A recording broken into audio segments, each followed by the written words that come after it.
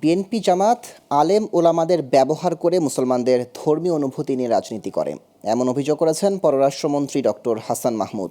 দুপুরে আওয়ামী লীগের কেন্দ্রীয় কার্যালয়ের সামনে ওলামা লীগের প্রতিষ্ঠাবার্ষিকী উপলক্ষে আলোচনা সভায় তিনি অভিযোগ করেন। পররাষ্ট্রমন্ত্রী বলেন, আওয়ামী লীগের সব অঙ্গ সংগঠন ফিলিস্তিনে গণহত্যায় ইসরায়েলের বিরুদ্ধে প্রতিবাদ জানালেও বিএনপি জামাত ও তাদের দোসররা কোনো প্রতিবাদ জানায়নি। বিএনপি জামাত ইসরায়েলের দোসরে পরিণত হয়েছে বলে দাবি করেন আওয়ামী লীগের যুগ্ম সাধারণ সম্পাদক ডক্টর হাসান মাহমুদ। এই বিএনপি জামাত ইসরায়েল যে আজকে নির্বিচারে ফিলিস্তিনে গাজায় নারী ও শিশুদের হত্যা করছে, ইসরায়েলের বিপক্ষে একটি শব্দ উচ্চারণ করে নাই।